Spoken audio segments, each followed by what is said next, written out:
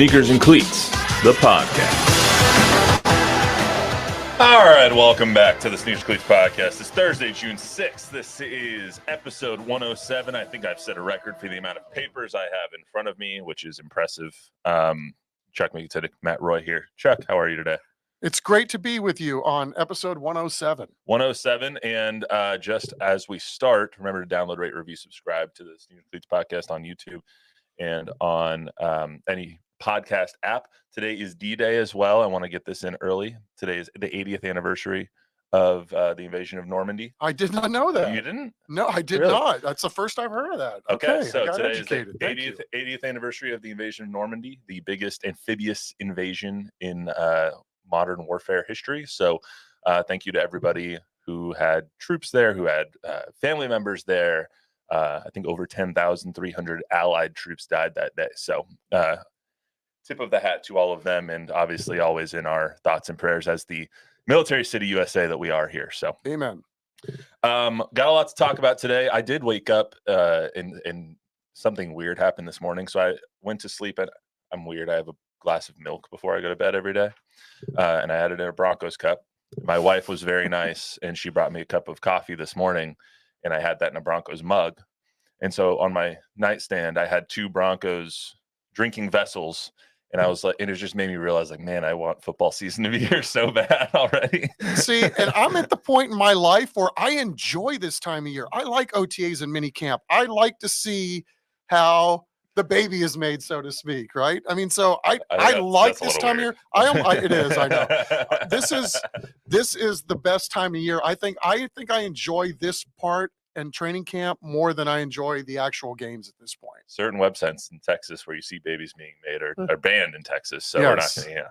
I meant that metaphorically. Sausage yes. being made. Yes, that's right. I like this part too, but it's like after this week when OTAs are done and you have to wait until training camp, that's just the worst time of year because you don't hear from the NFL basically at all for the next month and a half, except for if something bad happens, and you don't want to see headlines about the NFL because you know that those headlines are going to be someone had a DUI or someone had XYZ, and you just don't want to see that. See, if you've been doing this a while, you make the time from end of mini camp to the start of training camp worth your while. So I think I've got like 10 interviews in the bag that I'm going to be sprinkling in between now and the end of training camp. So yeah, tune in.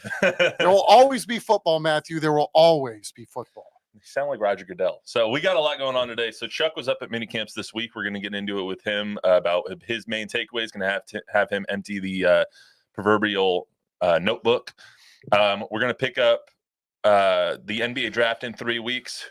Who the Spurs going to pick to join Victor Wembanyama with their fourth and eighth picks, NBA Finals starting tonight. Who are we going to see winning that?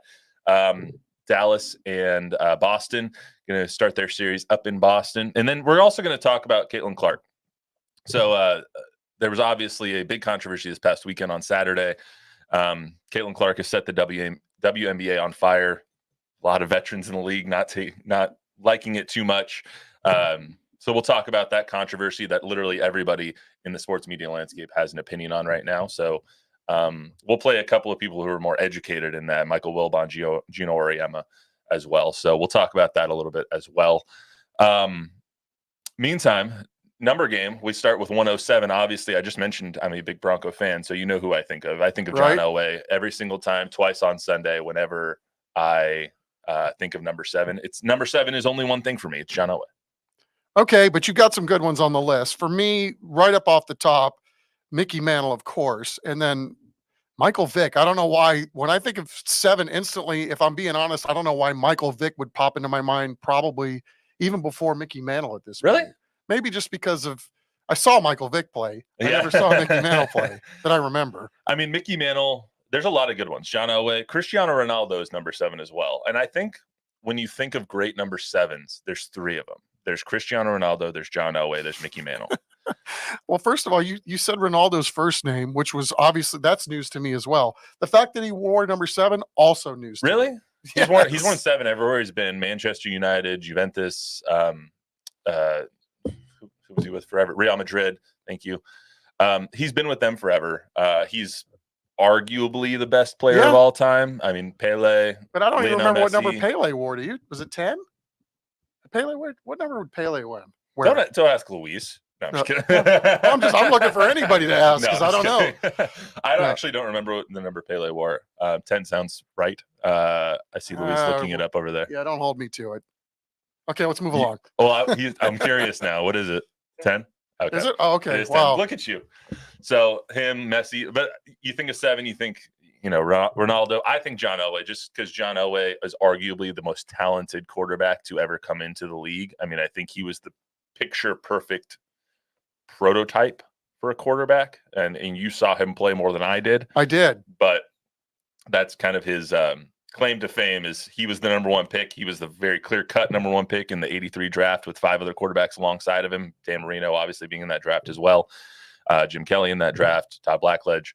But he was the presumptive and clear-cut number 1 pick because of the body type, because of the arm talent, because of all those things. And I think he lived up to form. What I was shocked at, Matthew, was I did a story on him during the preseason after he had already done some great things, and how accommodating he was, and also how close to my size he was. That's what Really? blew me. I couldn't believe it. What blew me away, I should say. It just, arm talent, brain, the fact that, there was a little bit of mysticism around him because he was such a great baseball player too.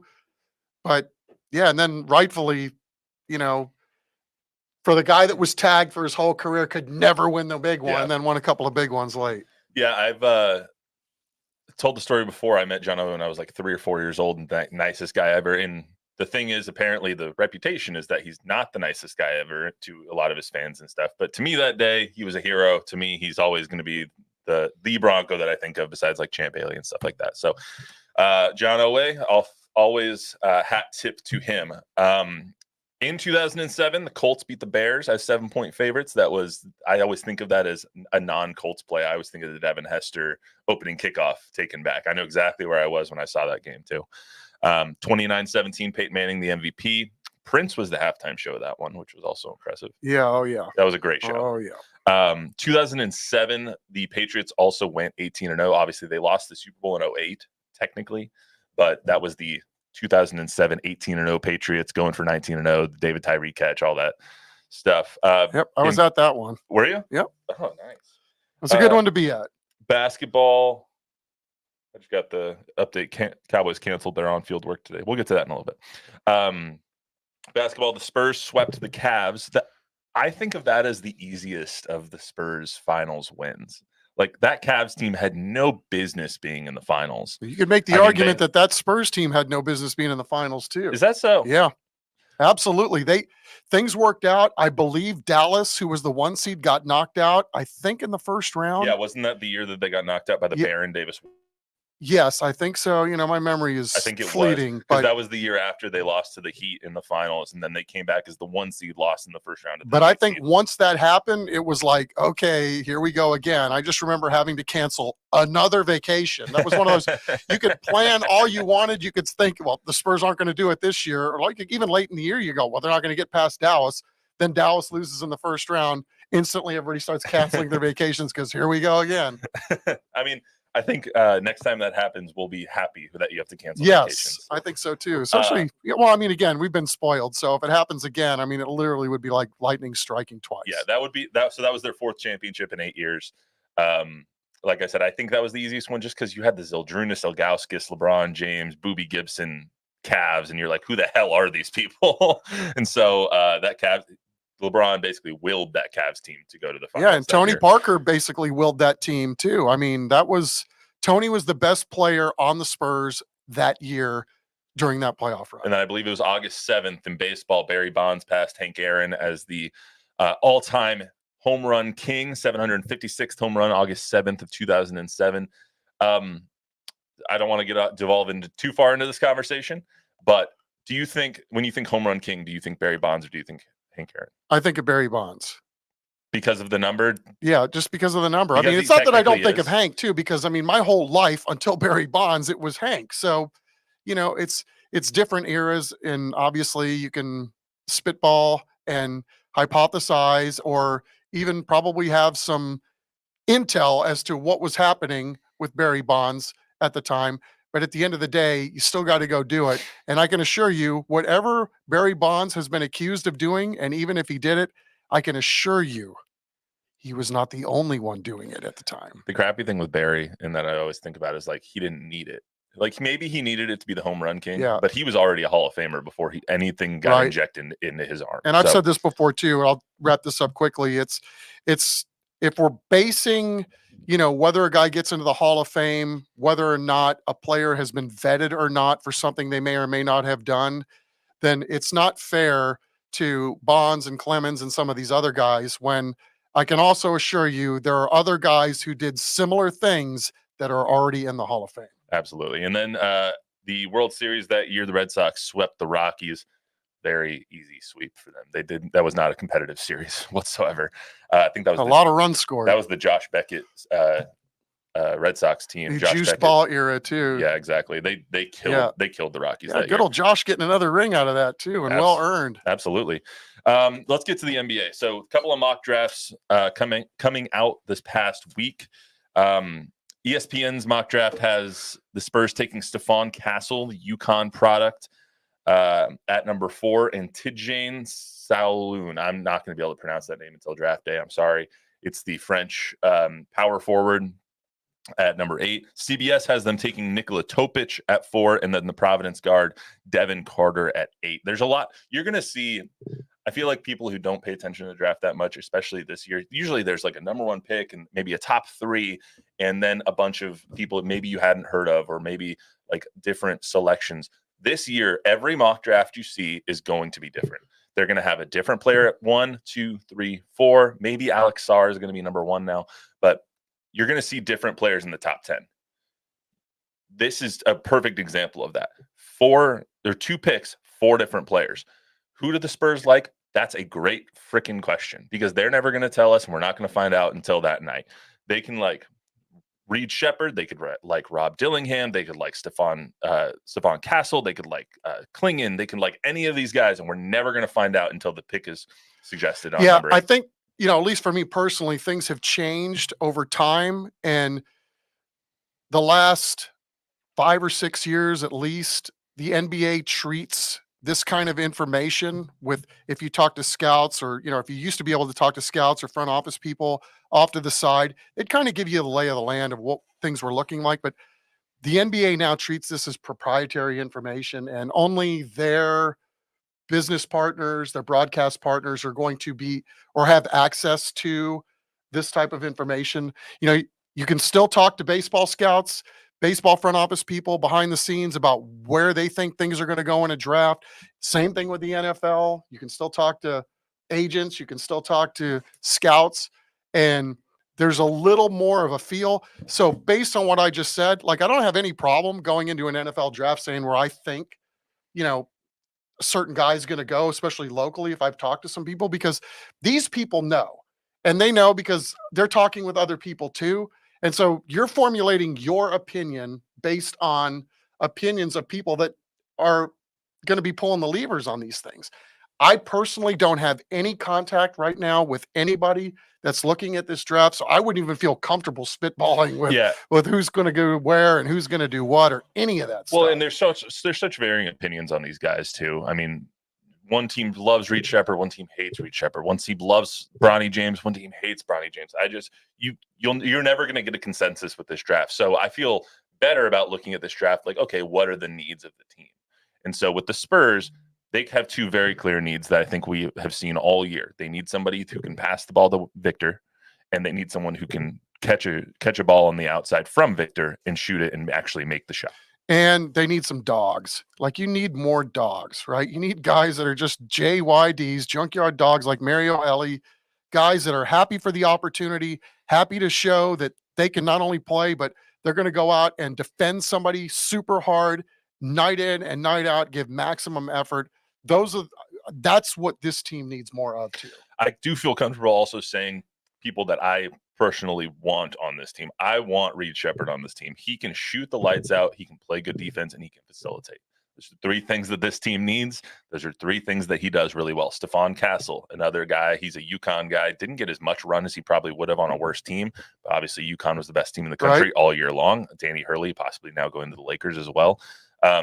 He was one of the best players on that team. And in the NBA, if he plays point guard, he can shoot, play defense, and pass the ball as well. So those are 2 guys that I would really like to see on this team. And I've heard a lot of people talking about now all of a sudden that this is the worst draft in years. Yeah, that's BS. Yeah, I mean, again, I don't know what to believe. I'm not getting any intel anywhere, so I'll just see what they pick, and I'm sure we'll be just fine with it. I'll tell you who I don't want is Nikola Topic, just because of the knee injury. He already tore his ACL this past this past Europe season. So never a fan of drafting injured guys because you never know what's going to happen at the next level as well. So with that being said, I wanted to ask you as well, the NBA for the first time ever is going to have a 2-day draft. They're going to have first round, second round, aired in 2 days. Do you think first of all, what do you think of that? And second of all, do you think that's because Bronny James is going to be drafted day 2, most likely? Oh, well, I hadn't thought of that. Maybe. That's fair. That's my theory, is that they're basically making this a 2-day thing. They want to test the success of it, because obviously the NFL has had unmitigated success, unparalleled success in a 3-day draft. And by moving it around to different cities and all that stuff, one of the genius moves from the NFL. The NBA now still doing it in Brooklyn, doing it 2 nights. But I really think that they're doing that because of the Bronny factor.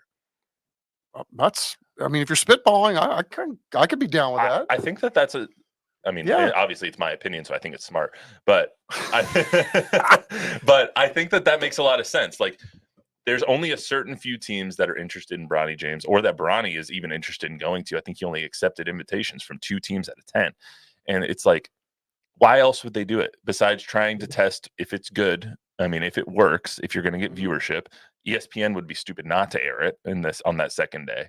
But what I don't get is, like, the second round of the NBA draft is not like the second round in the NFL draft. No, because contracts aren't guguaranteed, right? I don't know if that's still the case. Contracts are guaranteed in the NBA. Not in the second round, though. Oh, right. No. Right.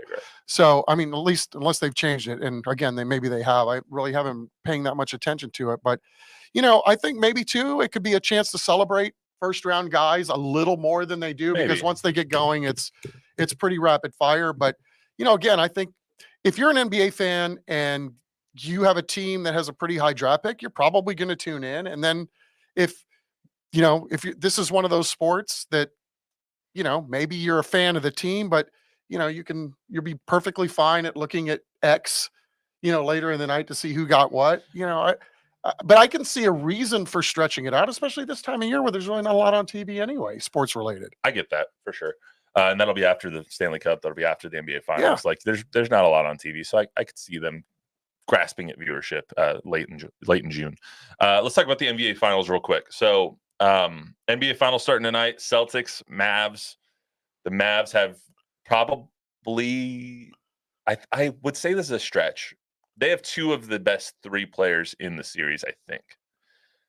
Fourth one would be Jaylen Brown, but I think Luka is the best player in the series. I think Jason Tatum's the second best. You could make an argument Kyrie Irving is the second best.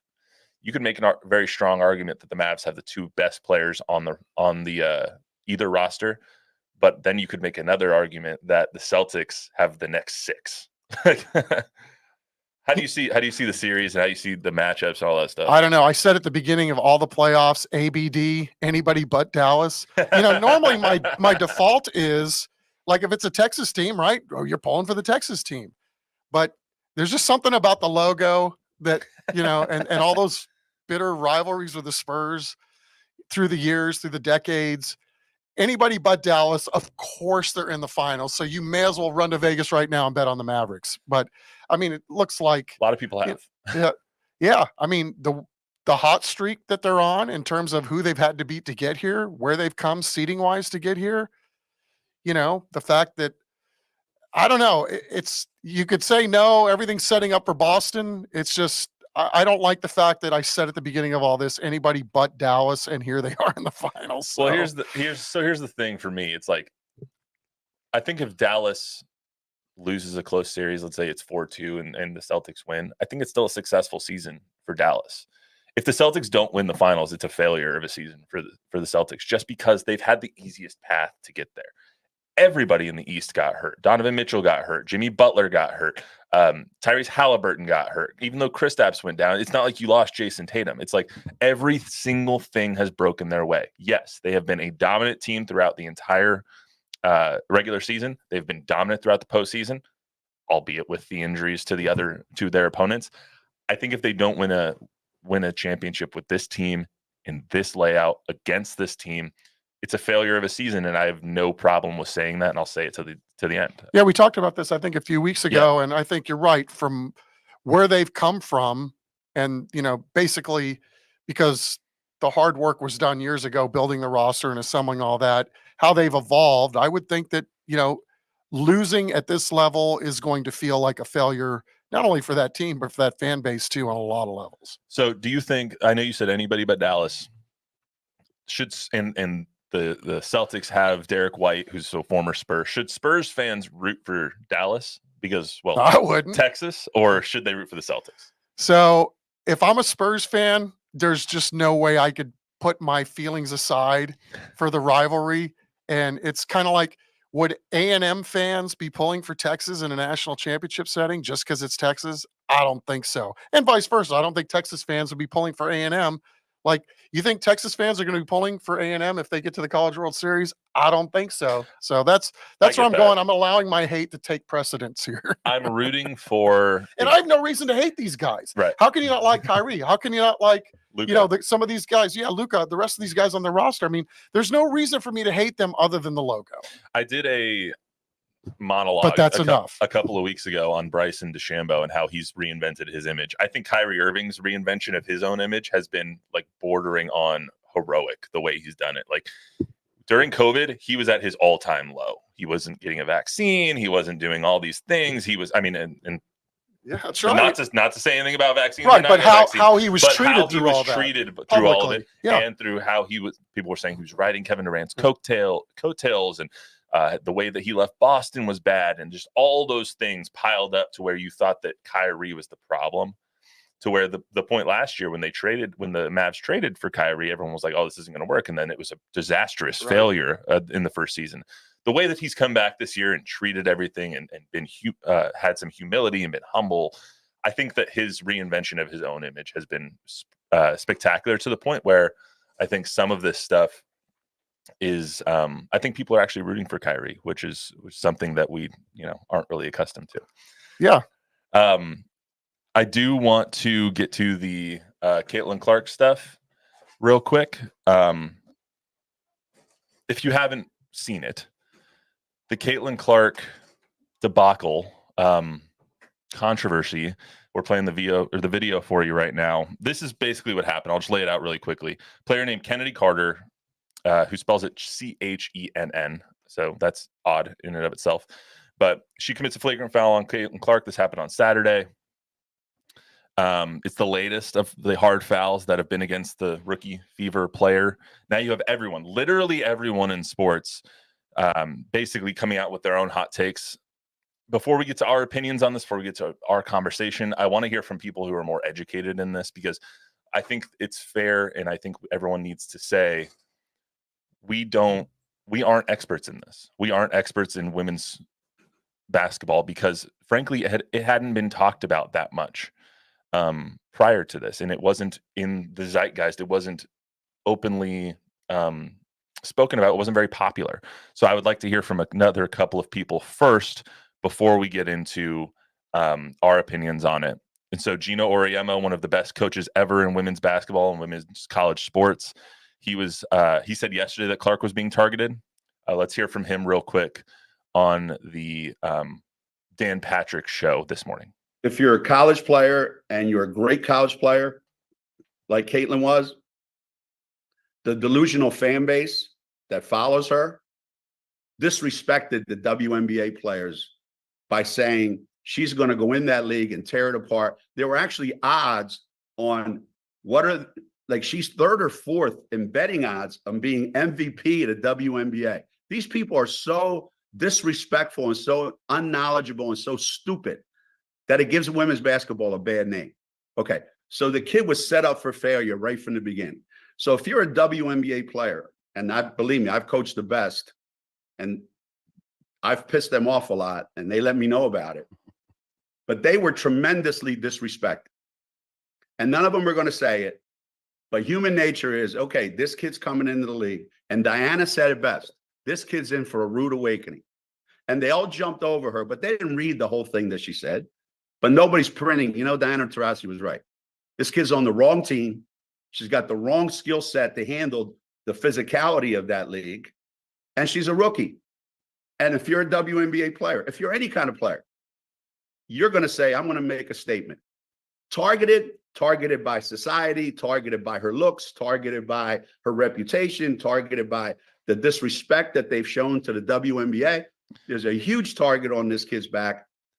All right, a lot to react to there, but before we get to that, Michael Wilbon, Tony Kornheiser also had a really good conversation about this. And this takes it in a slightly different direction because there is a lot of racially charged arguments being out there because Caitlin Clark is white in a predominantly black players league. So Michael Wilbon kind of touches on that. Let's hear from him real quick from Pardon the Interruption. The discussion about Caitlin Clark has to deal with, and I mean initially and loudly, race and culture in America. That's part of this. And basketball is the place, Tony, where it's more often discussed historically. Yes, it started maybe with Jackie Robinson and with certain prize fighters, Jack Johnson, but it's been a basketball discussion. When it was about Larry Bird and Magic Johnson and the sort of enemies they were before they became deep and abiding their friendship. But I remember with Spike Lee, an important part of his movie making dealt with Bird and dealt with a white star basketball player in America, because there ain't one on the male side. It's Caitlin Clark. And it's okay for people to admit that they identify with, so I identify with people, maybe part of why I identify with Edmonton or people like Evander Kane and Darnell Nurse, who are people of color. And so it's okay to identify that. You're not going to find that white American star in men's basketball. Caitlin Clark is that. And she brings people into the tent because she's great and she's unique. In this case, she's white in a sport of black people. That's part of the deal.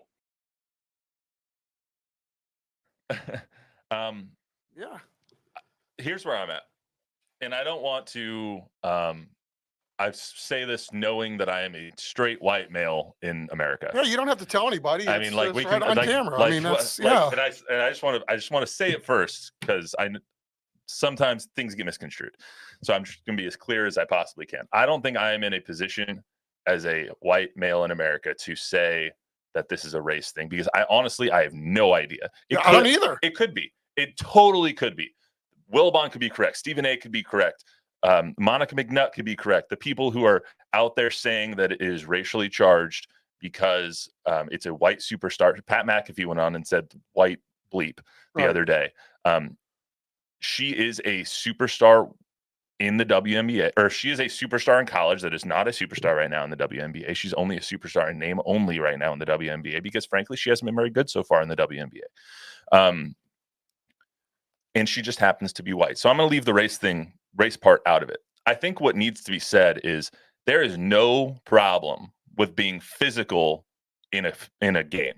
I think Gino had a good point saying that, Diana Taurasi came in here and said, we're not going to play pussyfoot with her. Guess what? Diana Taurasi's white, by the way. We said that on this show before she even got to the league, that this was going to happen. I don't know why this is so astonishing that when you're talking about a great college player going to a league of professionals who are also great, that's why they're professionals, that this was going to happen, right? Yeah, I mean, there's case closed. There's nothing wrong with being physical. I mean, the Kennedy thing was, I think, a one-off. Kennedy Carter, that was a cheap shot. Bill Laimbeer in the 80s, there's a lot of other crap that was worse than that. There's been historical, references to guys that were hot shots at the college ranks that go in and a bunch of dogs are going to get on them and treat them like, they're alpha dogs trying to let them know that, hey, we know where you're coming from, but in order to get to the next level, you're going to have to go through us first. Yeah, and I think it's multi-layered here, right? Like Caitlin Clark is the biggest star in women's sports in maybe ever. Like, especially in the day that we live in right now. She is the biggest star that the women's basketball has seen in at least a very long time, but probably ever. She is the most prolific scorer ever. She is one of the most fantastic basketball players that anyone has seen on any level. The hype train has let her down. I think Gino's right on the hype train. And that's not, I don't know if that's her fans so much. I think that was a little off from him, the disrespectful from fans. I do too, because when he threw fans out there, it's like, what is he talking about? Talk about the Dan Patricks of the world that made this a thing. And I mean, so to blame now Caitlin Clark's fan base for the fact that she's getting cheap shotted in the WNBA. I mean, that's absolutely, I mean, that's a little disingenuous. I so think it's a little bit to hyperbole. It's a little bit our fault. Like, people who built this up to say Caitlin Clark is going to run into the WNBA and she's going I'm not saying us particularly, but people like us who have podcasts, who have mics in front of their faces and decided to anoint Caitlin Clark the best player in the WNBA has ever seen before she even stepped foot on the court. A lot of things have been feeding into this narrative that Caitlin Clark is going to be this superstar right away. There's a lot of things that have gone against her, though, and there's a reason that there's a target on her back, because players are jealous of her. Players are jealous of the amount of endorsements that she has. People are jealous that she has all this attention, and that with this attention came so much more attention on the league. Why didn't that happen when Candace Parker, Diana Taurasi, Leslie, why am I forgetting her name? Lisa Leslie. Thank you. Lisa Leslie was in the league. Why didn't this happen with Breanna Stewart? Why didn't this happen with all these other players? I don't know. I frankly don't know. But what I know now is that Caitlin Clark and her stardom has brought so much attention to a league that was previously, honestly, forgettable. We sometimes forgot. I didn't even know when the WNBA season took place before Caitlin Clark got into the league. I will be completely honest with you, because there's all these breaks and I really didn't know. And honestly, I didn't care to know. And so many other people in media didn't care to know either. So many other people around the world didn't care to know. And now you have this superstar that has brought attention to your league, that has chartered flights for you, that has sold out the arenas in Indiana more times than not. And it's okay to be jealous. It's okay to admit that you're a little jealous. But what's not okay is to target her on the court. Yeah, and I mean, I think that is what's happening a little bit, but I don't think that. I just don't think that people feel it's okay to say, yeah, I'm jealous of what she has and what she has brought to us, but I'm also thankful for what she has brought to us, because this league is going to explode. Salaries are going to explode because of Caitlin Clark, and it's okay to say that. Yeah, I think, just like from from the men's side, and although I think, the two examples I'm going to use, those players enjoyed a little more success early on in their professional careers. But, Michael Jordan got knocked into the third row of stands when he was the young buck trying to assert himself. Tiger Woods, the jealousy on the PGA Tour when that guy was blowing up. And I remember David Ogren, our very own, getting on the Tiger bandwagon very early on and trying to let people know it's like, or other golfers, like, it's okay that he's doing this. There are more eyes on us, which means the purses are going to get bigger. We're all going to benefit by having this transcendent figure kind of running our sport. There's going to be more money or more opportunity for all of us to then go out and make more money. So I think, at some point you would think if the WNBA and, whoever's running the league, their commissioner, has got to put their foot down. Wayne Gretzky's another example. At a certain point, everybody in the NHL knew not to go freaking cheap shot Gretzky and take him out for any reason, because, yeah, he's on a really good team, but this is the reason why our sport is becoming more of a, less of a regional sport and more of a global sport because of this one guy. So, it's kind of hard to separate sometimes competition from the business side of it. But, I think with the Caitlin Clark thing, the reason why it didn't happen before is there wasn't a machine behind it before. Yeah. You could take what was happening organically and then put it on steroids with all the media attention and then social media and everything else. because the social media is going to take its cues too from the amount of coverage that ESPN's giving. And again, that happened organically. They were just getting on the bandwagon. But when you put that spotlight on it, of course, Caitlin Clark's going to be a star. When everybody was talking about her for every time you mention women's sports and women's basketball in particular, what were they talking about? They weren't talking about the WNBA. They were talking about her. Yeah, and So don't blame the fans, Gino Ariama. And you hear people like Angel Reese, who was part of those most watched games. Yeah. Guess what? And she said, and I fragmented my sentence there. You hear her say, like, in 20 years, they're going to remember me too. Right. And they're going to remember what we built in the NBA. They're going to remember what I did in the WNBA. Guess what? The numbers in those championship games and the games that you played against Iowa weren't big because of you. They were big because of Caitlin Clark. Maybe they were big a little bit because of the controversy and the this that you had to do in Caitlin Clark's face. They weren't big because of her. If Caitlin Clark wasn't in those games, guess what? You wouldn't have had those numbers. And so to see people like that say, it's clearly jealousy. It's clearly you're jealous of what she has and that you don't. And Angel Reese has been taken through the ringer, and I give her so much respect and admiration for what she has dealt with as a young woman in America and a young star in America. But like, you can just say it. You can just say it with your chest. You're jealous of Caitlin Clark. That's fine. You know what I mean? Like, it's just right. It's so petty at some point. Well, I mean, I think, the numbers were big on that because you had two really good teams, right? Two really big brands, two prominent coaches. You had Caitlin Clark, you had Angel Reese.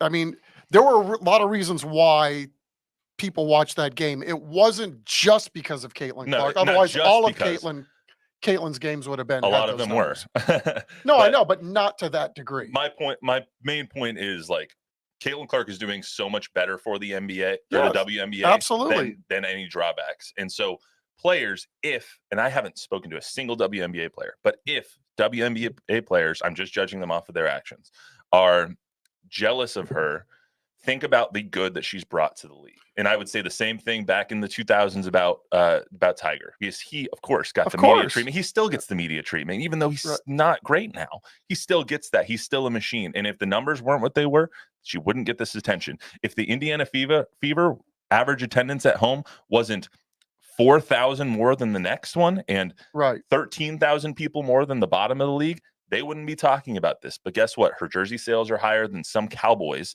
Her everything else that's going on is better because of Caitlin Clark. Yeah. The only thing I want to see is, look, I got no problem with people or players playing Caitlin Clark hard, right? Oh, absolutely. 100%. That's what this should be about, right? Yeah. Let's just take out the cheap stuff and let's not make everything about race or sexism or, who you love, all that stuff.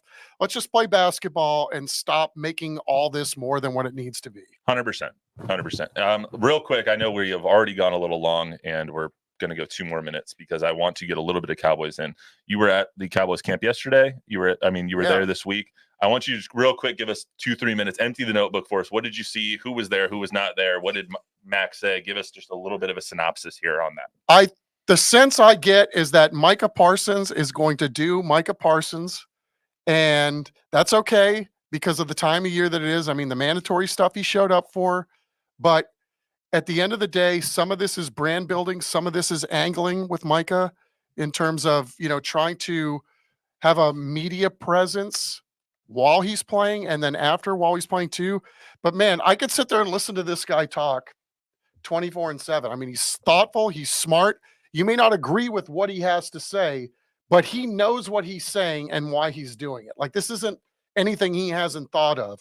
And I think it's going to be a fascinating year. I mean, it was also cool too, kind of, meeting guys for the first time. Maris Leofau, the 3rd round pick from Notre Dame, super sharp kid, and obviously comes from a very, very talented family. And we're going to get into that in the days ahead. And then I got some Sam Williams stuff too that I think people are going to be curious to hear. I mean, I get the sense, Matthew, that if Sam Williams gets on the field and produces, this is going to be a guy that we want to stick a microphone in front of all the time.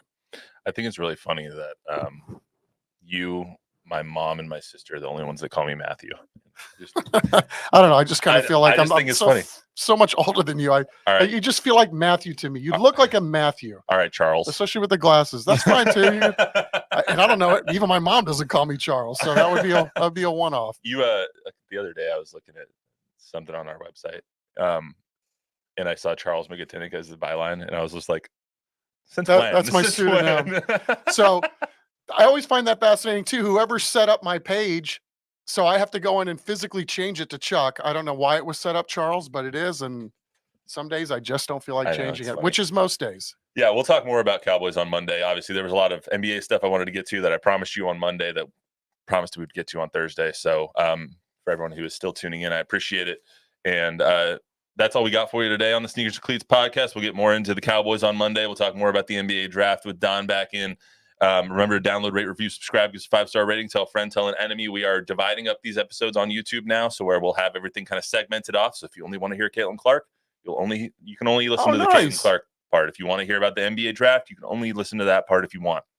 So make sure to subscribe to the YouTube channel and follow us there as well. I'll tweet all of them out on my social medias. So we will be right back here on Monday. Everyone, until then, have a good week.